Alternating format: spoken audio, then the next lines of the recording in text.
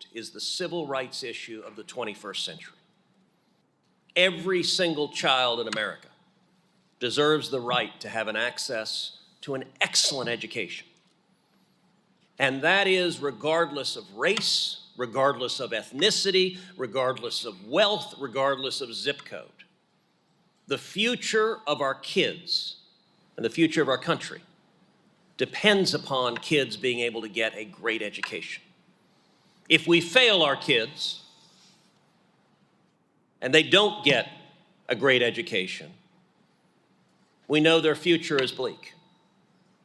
But if kids learn and excel and get a fantastic education, their ability to provide for their family, their ability to succeed in business, their ability to have a bright future is dramatically different.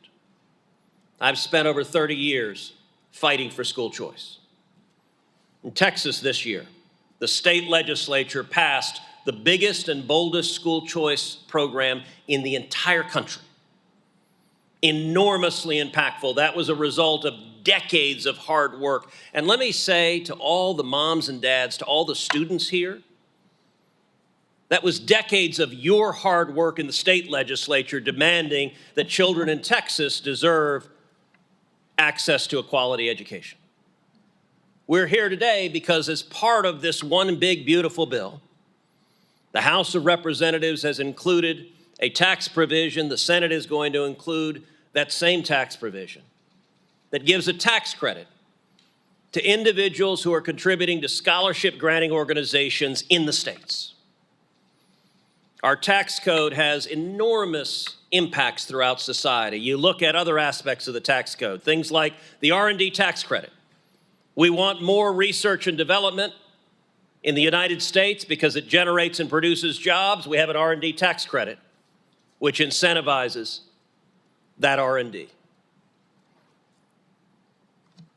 You look at things like the child tax credit, which we provide in the tax code right now because being a mom and dad is difficult and it's expensive and you need relief. Well, this provision now, much like those, is designed, just like the R&D tax credit, to give an incentive for contributions to scholarship granting organizations because those scholarships have a profound impact on the next generation of Americans. I want to commend the men and women up here for working so hard to make this a reality. We are very close to passing the one big beautiful bill, which is going to have positive impacts throughout the country, but this change in tax law will be absolutely profound for families and for kids in need. With that, I recognize my friend and colleague, Senator Bill Cassidy. Thank you, Senator Cruz. I am so proud with my colleagues to have offered this bill, using tax provisions to benefit parents. How positive can that be? Let me start off, I'm a big believer in the power of education. Let me start off with my personal story, and I may even get emotional. My mom was born to a poor South Carolina family, tenant farmers, and she had to miss a whole year of school because she didn't have shoes. And the family was embarrassed to send her to school without shoes. And she went to some college classes as an interest, but never graduated from college. My dad neither did. But they made sure that, by golly, their kid was going to get educated. And against my will, I was educated. And along the way, I went to medical school. Along the way, became a gastroenterologist, and now have the privilege of representing the great state of Louisiana in the United States Senate. That is the power of education, elevating people out of poverty to whatever their vision is. Now, sometimes those families are at a place where the education offered is not optimal. It's not going to meet their child's need. My wife's got 4 public charter schools for children with dyslexia. 20% of us in this room are dyslexic. Very few schools actually adequately address dyslexia. Can we use the tax provisions in this bill to benefit that family? It is an absolute yes. I join Senator Cruz in thanking you for your advocacy. You telling your personal story is why this sort of thing can happen. The Educational Choice for Children's Act, or ECHA, and I am privileged to be the sponsor in the Senate, will use those tax incentives.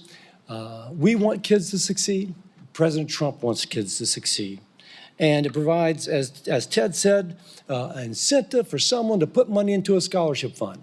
By the way, if you're in a state that just frowns upon that, wants to trap kids in schools which aren't working well, there's a way to bypass that, Governor, and make sure that this money is still available. And that's an incredibly positive thing. This is about the American dream. And this is about the best avenue to achieve it, the power of education. And I thank my colleagues and I thank you for coming up with this provision, this tax provision that helps families realize that American dream. Thank you. Burgess. Next, Representative Burgess Owens. Well, thank you guys. You know, Ted and I were on the phone the other day, and he made a point that I've also believed in. You know, we can do great things today, guys. We can achieve a lot of the goals we have, but what will be remembered in the next 40 to 50, 60 years will not what we do today. It's not what we're doing in terms of making a lifestyle, not being in Congress, not whatever. It is a legacy of education, of kids that are smart, that are productive, that are hopeful, because we gave them an opportunity to get the education they needed. Ignorant free can never be was our founders' concept, because they understood that without education, we have no chance. The fact that we have 36 was when Harvard was first brought on board. Why? Because we believed in education. My 1960 segregated community believed in education. We felt that, but through education, you can command respect, not ask or pray for it. You can command respect. And what was the result of that? This is something I want you guys to all remember, because you might not hear this anyplace else. From the 1940s to 1960s, was a black community that led our country to growth middle class. The black community led our country, men matriculating from college, men committed to marriage, and percentage entrepreneurs, because of education was our gateway to get out. What's happening since we put education on the back doorstep? 2017, 75% of black boys in the state of California could not read and write. 2024, 70% of our kids, 8th graders, cannot read and write. That's not our pathway, guys. President Trump made a promise when he ran for election. He says, we're going to push the Marxists back 30 years. The vaccine to give us a healthy economy, a healthy American culture, is education. Real quick, I have with me my granddaughter, Chloe. She's in just for a day. Over lunch, we were talking about what she's going to be doing during the summer. She wants to be a physician. We talked about her taking online courses at her own pace so she can still enjoy her summer, but get ready for an internship. Every parent should have that same conversation. Not just those who live in the right state, the right district, and have the right zip code. Every kid should have that. The big, beautiful bill is all about one thing, my friends, to build a more perfect union. And that more perfect union begins with us investing in our children. Our return investment will be very simply this: kids that will run circles around us. And parents and grandparents will be so proud that we were part of that process. So I want to thank you, my friends. This is a window that we've been waiting for a long time. Again, 30 years? For me, forever, realizing that we're losing our kids because they're not getting educated. Let's make this happen. I want to thank my colleagues. I want to thank you. Americans will look back and thank every single one of you for the chapter you are now making happen by giving our kids this great opportunity. So let's make it go, guys. All the best. Thank you. Thank you. Now, Representative Byron Donalds. Senator Cruz, thank you so much for hosting us here. Senator Cassidy, I know he had to leave. Look, let's get right to it. School choice is the civil rights issue of our time right now. We have a responsibility here in Washington to do for parents all across America what they want to help for their children. Give them the opportunity to let their children succeed. Give them the opportunity to let their children rise. In the state of Florida, we were one of the pioneer states for school choice, and we had battles with the Democrats over it for decades. But what has happened to the children of Florida is they are rising and they are achieving because their parents are at the head of the table. They are the ones making the decisions about the academic institutions that their children go to. And it is actually the best policy in the lives of all children, white or black, rich or poor. When parents are empowered to make decisions and empowered with the resources to make those decisions, their children thrive, their children flourish. In our country, we have valued funding the education of children. And for more than 100 years, the model in America has been only through the public school system. And there was a time, more than 100 years ago, where that is the system that did make sense, but not today. Parents have more information than they've ever had. They have it at their fingertips every second of the day. And what we should be doing is making sure that, yes, education is funded. But in the way that America is going to be going into the future, the way you do that is by empowering parents. ECCA empowers parents. It gives them the flexibility and the economic power to find the institution that suits the interests of their children the best. We have to make sure that parents are the ones who have the power in their hands, have the ability to make the choices in their hands, because they are doing the thing that nobody up here on Capitol Hill can do, that nobody in state governments, to be blunt, can do. They know their child. They know their skill sets. They know their gifts. They know their bents, and they are going to put their children first. We have a responsibility to meet that challenge and allow parents to be at the head of the table. This policy gives them that ability to do that. And for the first time in American history, we will be telling parents all across America, whether they're in a red state or whether they're in a blue state, that the choice is theirs and that the economic power is theirs. So I would challenge my colleagues in the House and in the Senate, let's make sure we strengthen the provisions of ECCA. Let's make sure parents have multiple years, at least 10 years. So that they can actually go through the process and really find out the best environment for their children. And as we continue to compete globally with other countries, our children have to be ready to meet the challenge of the future. And the only way we're really going to be able to achieve that is getting out of the one-size-fits-all model of public education. The time is now. We can get it done. We have the vehicle in one big, beautiful bill to get it done. I would really call on my colleagues, both in House and Senate. Let's step up to the plate. Let's strengthen the ECCA even more so that parents have every opportunity to help their children succeed. Thank you. Thank you. Now, Representative Jim Jordan. Thank you, Senator. First institution the good Lord put together wasn't the church, wasn't the state. It was moms and dads and kids. Frankly, the strength of that institution, I think, determines the strength of our entire culture. Byron is exactly right. This legislation empowers moms and dads, not the government. It gives the choice to parents, not bureaucrats. I remember we debated this in Ohio 30 years ago, first school choice program we did in Cleveland. People say, oh, Jim, you think some single mom in welfare who maybe didn't graduate herself from high school can make a decision about where her son or daughter can go to school over the bureaucrats in the Department of Education or in the State Department? I said, yes, I do. I sure do. At least they know the kid's name, right? They care more about that individual than anyone else. Of course we want to empower them. That is what this legislation does, empowering moms. I've said all along, when we get into politics and recruiting candidates and everything else, I said, tell me where you stand on school choice. If they're good on school choice, they're good on every other issue. You think moms and dads are best equipped to pick where their kids go to school, you're going to be good on tax cuts because you want moms and dads to have more of their money to go after their goals and dreams and help their kids. That is the defining issue. You want someone good to run for office, find out where they are on school choice. And if they're therefore empowering parents, they're going to be good. They're going to be good. And this legislation does. You know why the left hates it? Because it doesn't empower government. They don't like, I tell people the big, beautiful bill is a good bill, and you know it's a good bill because the left hates it. Because it gives parents more of their money to chase after their goals and dreams, gives them the choice to pick where their kid goes to school. Imagine that. Left can't have that. No. It's all about empowering government.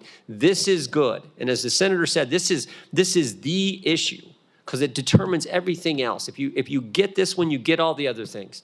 So I appreciate the work that so many of these guys, Burgess has been working, Tim chairs the committee, all the folks who've worked on this, and all of you. You're out there fighting it every day. Like, God bless you all. This is good. And if we get this done, we get this done, this will be big for our country, for our great country. I now recognize the chairman of the Education Committee, Mr. Wahlberg, and he's a great guy, even though he's from Michigan. Go Blue. Jim, thank you, even though you're from Ohio State. It happens that we find people understand reality wherever it might be. Back in 1984, my wife and I were threatened with going to jail. But being a member of the state legislature and serving on the Education Committee in the House at that time, they figured that wouldn't be the best focal point to have a member of the legislature in jail for what? For choosing to educate their children by homeschooling them. Our state had walked away from dealing appropriately with parents and with students in educating kids in key areas. And so ultimately, my wife and I, who were both educated in the public school system of Chicago, ultimately decided that we were going to take charge of our kids and educate them. It destroyed their lives. My oldest son was nominated for a Pulitzer as an investigative reporter at the Chicago Tribune for 20 years, came in runner-up for a Pulitzer. So I must have been a terrible composition teacher for him. My daughter became a dental hygienist, ultimately went to Uganda and ministered there in Uganda for almost 20 years. A total failure because of her parents making choice in education. I spent many years working with Betsy DeVos, trying to get Michigan to understand the value of choice, that we would not destroy education, we would enhance education. We'd spur the public schools on to compete, as well as the private schools, the religious schools, and others. That's what you folks are motivating us to do. And as chairman of the Education and Workforce Committee, I understand without an educated workforce, we don't have a workforce. Without parents, children, students, and educators being encouraged in our society, we will not achieve what we need to stay ahead of the rest of the competition in the world for good, and that's what America is all about. I'm privileged to have a vice chair like Burgess on my committee. We are passionate about choice in education, and ECCA is that first step. Sadly, in Michigan, the Democrat-controlled state legislature put through a constitutional amendment that takes away the opportunity for choice. Well, we're going to find ways around it. We're not going to give up. And I think it's going to come from other states that will use ECCA and anything else we can do to enhance it to be a competitive force for Michigan and Michigan's parents, Michigan's citizens, Michigan's educators, saying ultimately, it was wrong what we did. We've got to turn that over and give choice to parents who love their kids, who want the best for their kids, who want their communities to grow and achieve, who want their educational institutions to be valuable to the future of this country. They'll finally say, we've had enough. We're going to change it around as well and be like other states like Florida and say, we're going to trust our parents to make those good choices. And frankly, this is a start. And so I thank God for the opportunity that we have here and now. Let's not mess it up. Let's move forward with smiles on our faces. We don't have to be the mean class. That's the teachers union. They're the ones that are angry. We're the ones that are motivated, passionate, and love our people enough to say we'll do what it takes. God bless us all. And I turn it over now to Walter Blanks, Jr. Walter, thanks for your effort. So I'd be remiss if I didn't say this before I begin, but OH? Thank you, Tara. Thank you. Oh, come on now. Come on. Good afternoon, everyone.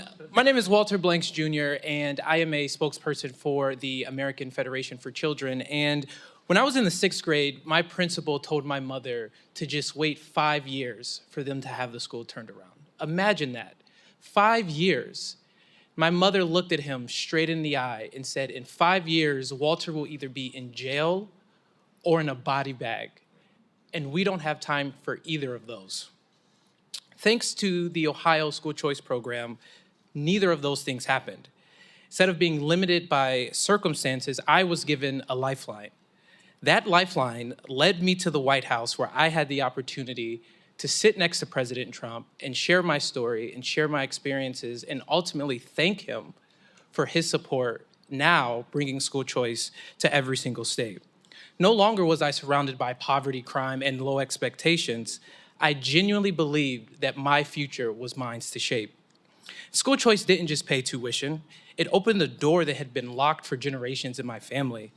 I went on to graduate both high school and college, fully understanding that I was one of the lucky ones because I lived in Ohio and we had school choice.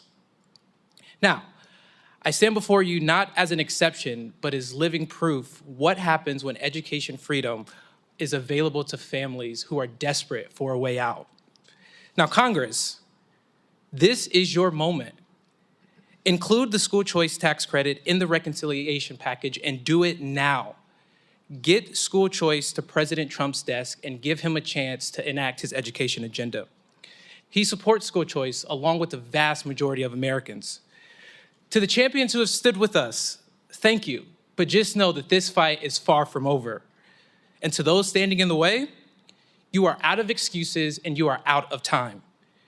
You're welcome to join us in opening the door. Otherwise, we ask that you step aside as we continue to fight for children across America. And to every single family still waiting for that lifeline, we hear you, we see you, and we will never stop fighting for you, but more importantly, we will never back down. We have a once-in-a-lifetime opportunity to bring school choice to every single state in the country. And I believe that's a cause worth fighting for because I lived it firsthand. Thank you. Amen. Thank you, Walter. And now, Tara Myers from AFC. Thank you. 25 years ago, I stood before Ohio State Legislature asking them to provide alternative options for my son, Samuel. Samuel's here with me today. Go ahead and stand up and be recognized. Samuel was born with Down syndrome. Thank you.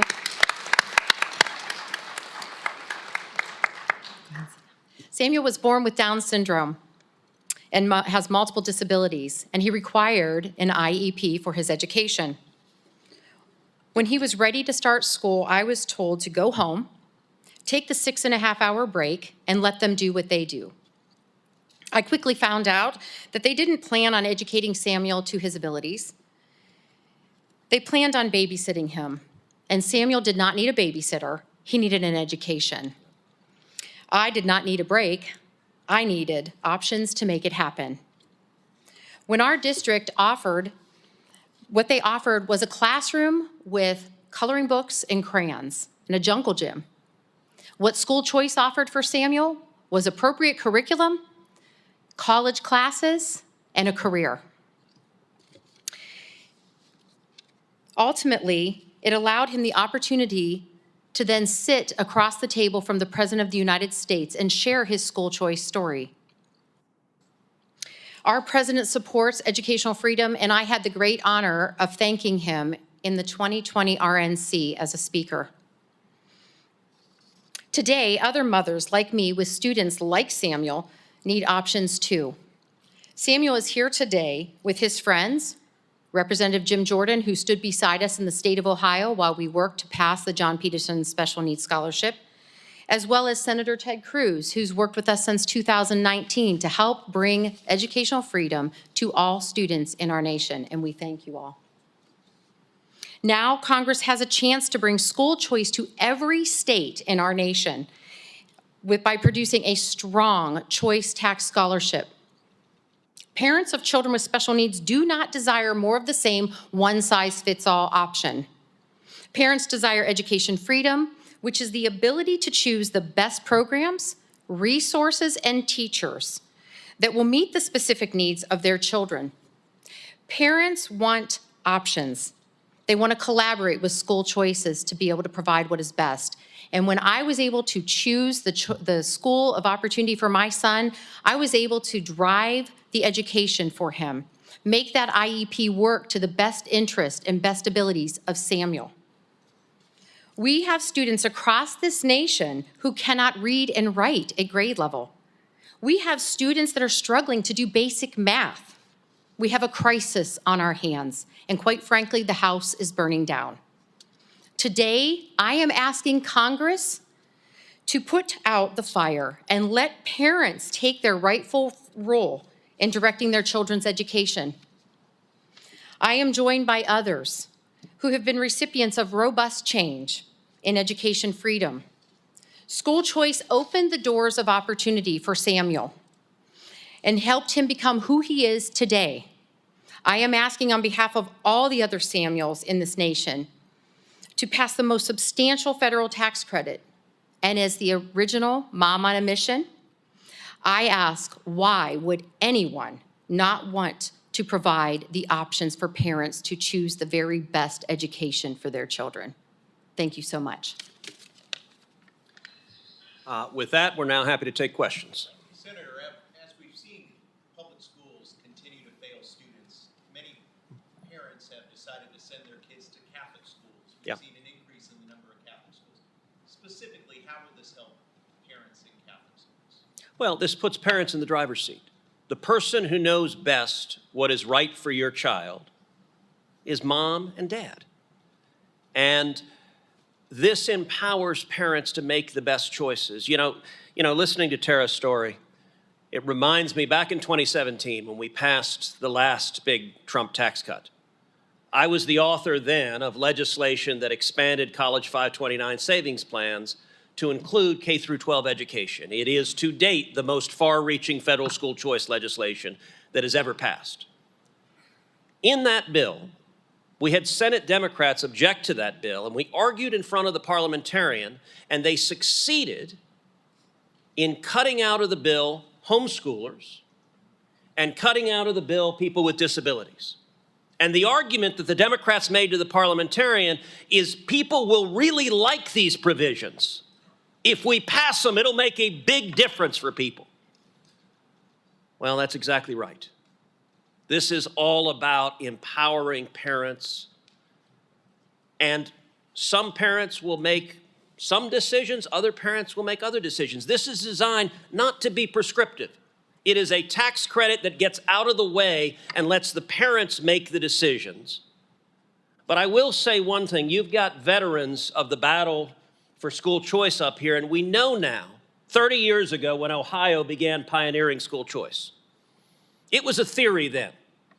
It was an idea that economists had put out, but it hadn't been applied many places. We now have about 30 jurisdictions across the country that have implemented school choice. We know what the result is now. We know that when school choice is offered, that the children and parents who make a choice to go to a different school, that their educational results go up, that their reading scores go up, that their math scores go up, that their high school graduation rates go up, that their college admissions rates go up. But we also know what happens to those students who stay in the public school, which is we now know that competition is good and that when choice is introduced, the public school gets better. Choice is about giving kids options, but it's also about improving the public schools, and we know that now as a factual matter across the country. Gotta do one more. Yeah. The language in the Senate bill, will it mimic what's in the House, Becca? That is still being negotiated, but I expect the baseline to be similar. The exact terms may be a little bit different. Can I follow up? What do you say to critics who say this bill harms public schools and creates a tax shelter for them? So that claim is empirically false. 30 years ago, when the fight for school choice started, that was the argument that teachers' union bosses use, is they say if you implement choice, it will destroy the public school. We now know as a factual matter that is incorrect. Take a look at the state of Florida, where public schools got better in response to choice. Take a look at the state of Ohio, where public schools got better in response to choice. Teacher union bosses spend millions of dollars trying to defeat any educational options for kids. An old teacher union boss, when asked, why don't you fight for kids? His response was, kids don't pay union dues. Well, I got to tell you, we have an obligation to fight for our kids. And if you look at the kids who are most impacted by failing schools, it disproportionately impacts the African American community and the Hispanic community in this country. Many African American kids and Hispanic kids are trapped in failing schools, and they desperately want better options. Look, I think for me,